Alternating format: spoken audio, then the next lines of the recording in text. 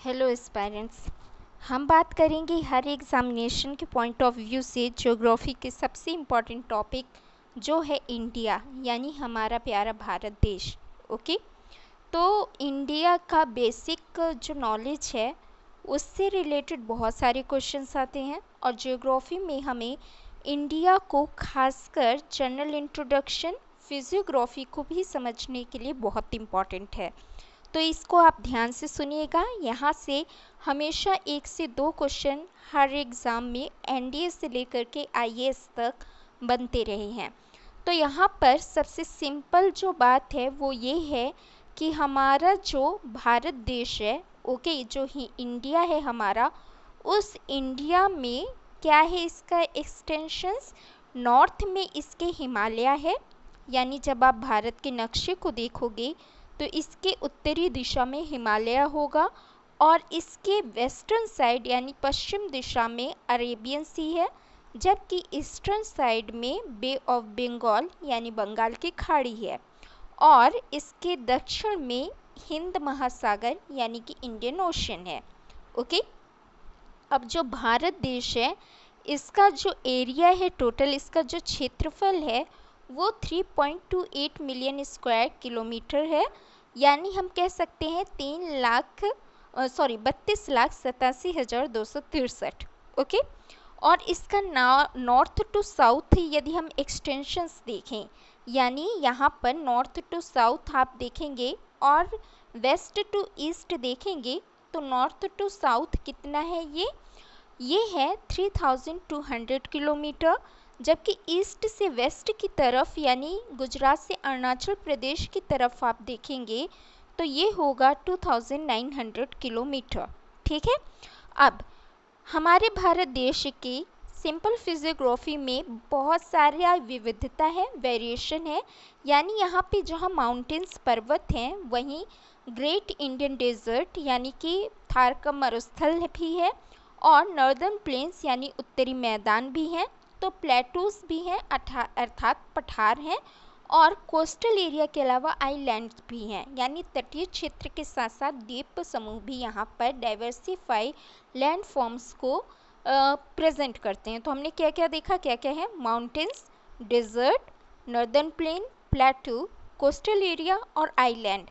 अब इनके बारे में हम डिटेल में अलग से पढ़ेंगे, अभी ये सिंपल इंट्रोडक्शन है। ओके, जिन्हें अभी डायग्राम्स के थ्रू फिर से मैं समझाऊंगी। अब जब इतना लैंड फॉर्म्स में इतना वेरिएशन है तो यहाँ के क्लाइमेट में भी वेरिएशन होगा और वेजिटेशन और वाइल्ड लाइफ भी लॉन्गिट्यूड और लैटिट्यूड के अकॉर्डिंग वेरिएट करती हुई चलेगी। और इसी वजह से भारतीय संस्कृति में भी विविधता है। कहीं ना कहीं भौगोलिक कारक हमारे देश की सांस्कृतिक विविधता यानी कल्चरल डाइवर्सिटी के लिए रिस्पॉन्सिबल हैं। ओके, तो यहाँ पे यदि इंडिया को देखा जाए तो इंडिया पॉपुलेशन वाइज वर्ल्ड में सेकेंड नंबर पे आता है। अब हम देखेंगे इंडिया का लोकेशन। तो जब इंडिया का लोकेशन देखेंगे तो इंडिया के लोकेशन में भारत के बीचों बीच Tropic of Cancer 23 degree 30 minute से होकर के पास होती है, यानी कर्क रेखा से होकर के, जो कि उत्तरी गोलार्ध यानी नॉर्दर्न हेमिस्फीयर में स्थित है, वहाँ से होकर के ट्रॉपिक ऑफ कैंसर पास हो रही है भारत के बीचों बीच। ठीक है, और यहाँ पर यदि मेन लैंड इंडिया का एक्सटेंशंस देखा जाए तो 8 डिग्री 4 मिनट नॉर्थ से 37 डिग्री 6 मिनट नॉर्थ लैटिट्यूड, और यदि इसको इंडिया का एक्सटेंड देखा जाए लॉन्गिट्यूड में तो 68 डिग्री 7 ईस्ट से 97 डिग्री 27 ईस्ट लॉन्गिट्यूड है। अब यहाँ पर आपको ये डाटा खासकर अपने दिमाग में नोटबुक में भी बिल्कुल तैयार रखना है, क्योंकि अक्सर पूछ लिया जाता है क्या लैटिट्यूड एक्सटेंशन है और क्या लॉन्गिट्यूड एक्सटेंशन है। ओके, अब हम यहाँ पे बात करते हैं इंडिया में कि इंडिया को यदि बात किया जाए, जैसे ये टर्म्स से क्वेश्चन आते हैं एग्जाम में कि पेनिनसुला क्या होता है, प्रायद्वीप होता क्या है। तो प्रायद्वीप वह जमीन का, भूमि का क्षेत्र होता है जिसके 3 तरफ से पानी घिरा हुआ हो।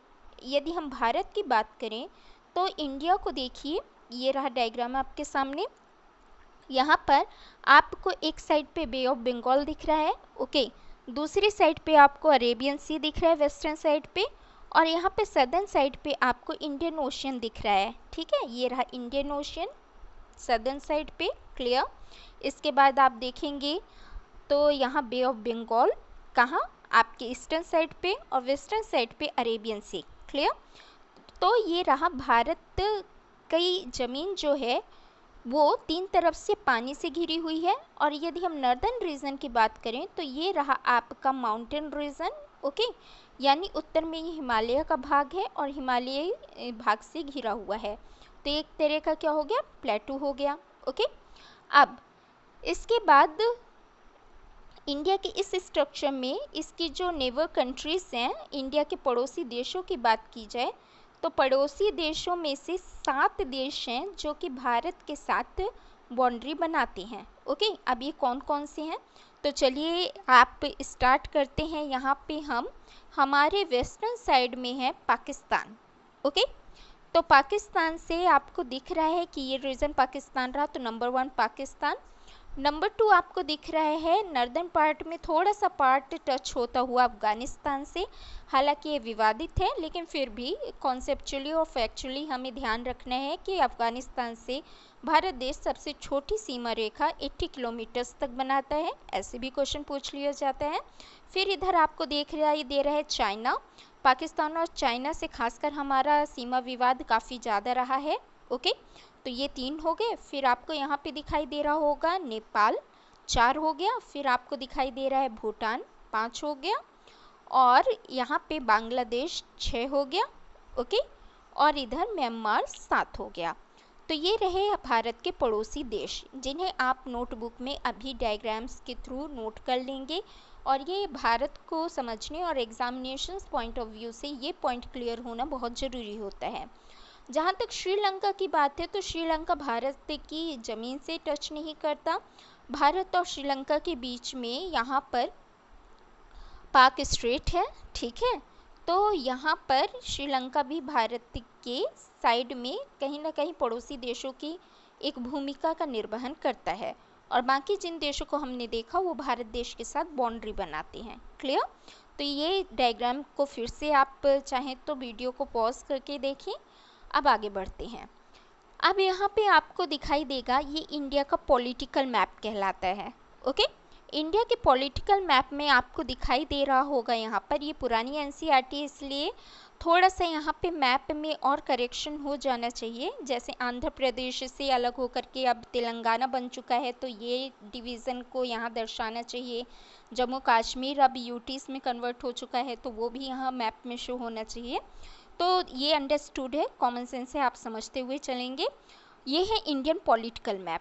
इंडियन पॉलिटिकल मैप में आपको ये स्टेट दिखाई दे रहे हैं, राज्य दिखाई दे रहे हैं, और राज्यों की राजधानी है, ठीक है। और ये भारत देश की स्ट्रक्चर कैसे दिखाई दे रही है आपको, पतंग के तरीके, काइट लाइक, यानी कि रेक्टेंगुलर, चतुर्भुजाकार, ओके। इस चतुर्भुजाकार संरचना में आप ध्यान से देखिएगा, एग्जाम के एक एक पॉइंट को हम डिस्कस करेंगे। ये बीचों बीच 23.5 से आपको ट्रॉपिक ऑफ कैंसर, यानी कि ये जो कटी हुई थोड़ी थोड़ी रेखा दिखाई दे रही है बीचों बीच से गुजरती हुई दिख रही होगी, तो ये है ट्रॉपिक ऑफ कैंसर, ओके।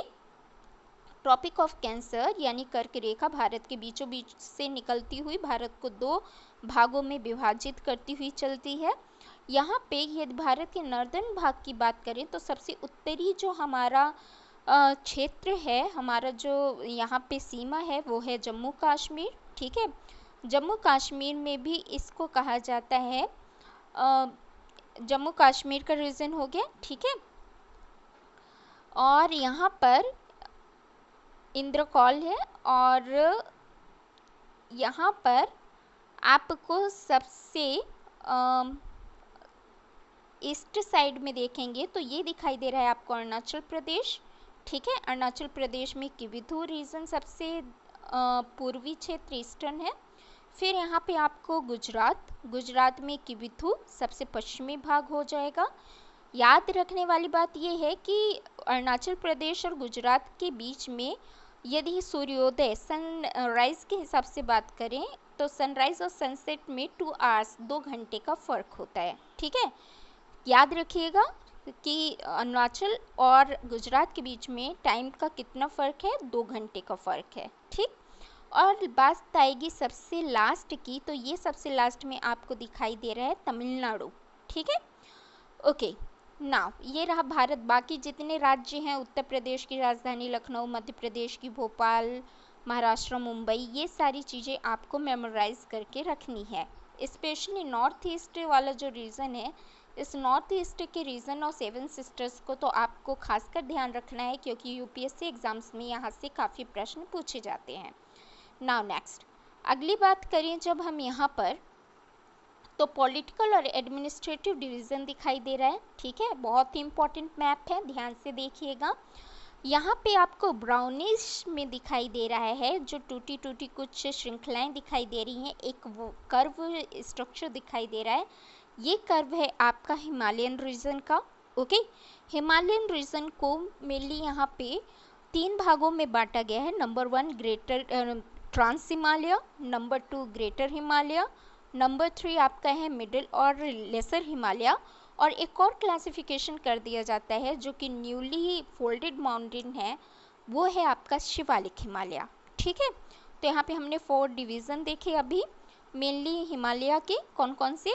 ये ब्राउनिश का पूरा रीजन जो आपको दिखाई दे रहा है, ट्रांस को तो खासकर भारत के काफ़ी ज़्यादा दूर उसका थोड़ा ही भाग है, इसलिए ज़्यादा काउंट फिजियोग्राफी के हिसाब से ही बस किया जाता है।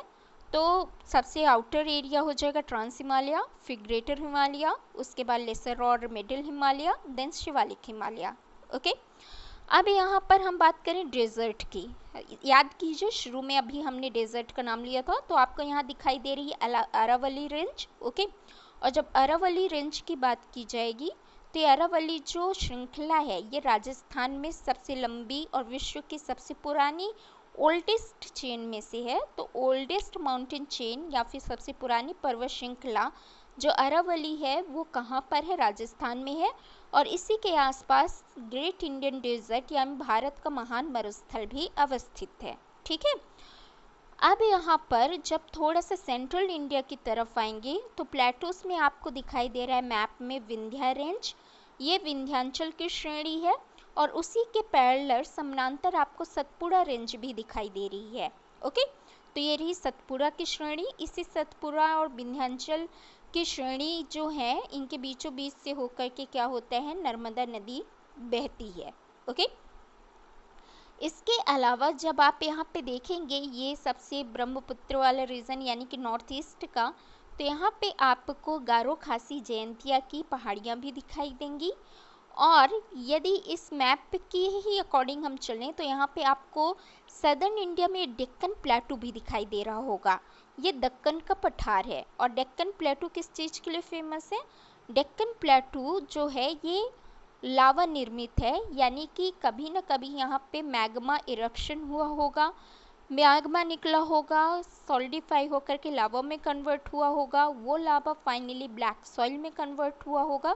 तो ये डेक्कन प्लेटू काली मृदा ब्लैक सॉइल के लिए काफ़ी फेमस है, ओके। अब अरेबियन सी की तरफ देखेंगे, तो आपको यहाँ पे दिखाई देगा वेस्टर्न जो कोस्टल एरिया है, ओके। तो यहाँ पे वेस्टर्न घाट है, पश्चिमी घाट बायोडाइवर्सिटी के लिए बहुत ही ज़्यादा फेमस। और आपको इस साइड पे, पूर्वी साइड पे ईस्टर्न घाट यानी पूर्वी घाट दिखाई दे रहे होंगे।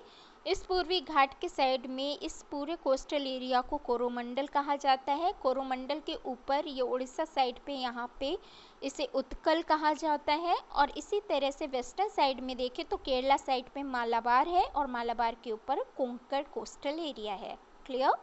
तो ये पूरा का पूरा क्या था, एक एनालिसिस था आपके इस मैप का, कि इस मैप से क्या दर्शाया गया है। फिर सबसे इम्पॉर्टेंट बात, आपको अरेबियन साइड पे दिखाई दे रहा होगा लक्षद्वीप आइलैंड, ओके।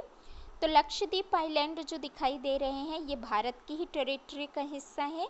आज़ादी के समय सरदार वल्लभ भाई पटेल जी की अच्छी बुद्धिमत्ता के कारण हमें ये क्षेत्र हम अर्जित कर पाए और भारत की टेरिटरी में मिला पाए। तो ये है लक्षद्वीप, ओके। और इस ऐसी ही बे ऑफ बंगाल की बात करें, तो यहाँ पे है ये अंडमान निकोबार आइलैंड, जिसकी राजधानी पोर्ट ब्लेयर है, ओके। और लक्षद्वीप की कवरत्ती। तो इस तरह से भारत देश का ये इंडियन फिजिकल मैप था, जिसमें कि हमने माउंटेन रेंज को देखा, प्लेटूज को देखा, डेजर्ट को देखा और वेस्टर्न ईस्टर्न घाट को देखा। इसके अलावा भी इसके बहुत सारे पॉइंट्स अभी बाकी हैं, जैसे हमने बात नहीं की है द ग्रेट प्लेन की ये और नदियों की, ये सारी बातें हम आगे करेंगे। ओके, तो इस बुक की एनालिसिस के अकॉर्डिंग अब आगे चलें तो फिजिकल डिवीज़न में अभी हमने जो बात की थी, हिमालय है सबसे नर्दन में। तो हिमालय जो नर्दन में है हिमधन आलय से मिलकर बना हुआ है। डैट मीन्स हिम का आलय, हिम प्लस आलय, ओके, जहाँ बर्फ़ का घर हो। तो बर्फ़ का घर जो होगा वो हिमालयन माउंटेन्स होंगी। इस हिमालयन माउंटेन्स में सबसे उत्तरी में ग्रेट हिमालय या हिमाद्री वाला रीजन है। सबसे हाईएस्ट पीक जो है वो इसी ग्रेट हिमालय में है, जैसे कि माउंट एवरेस्ट। फिर उसके बाद मिडिल हिमालय है, मिडिल हिमालय जो कि हिमाचल प्रदेश और ये इधर लाइक करता है और हिली एरियाज यहाँ पर है। और फिर आपको दिखाई देगा मिडिल हिमालय को लेसर हिमालय कहते हैं, ये ध्यान रखना है।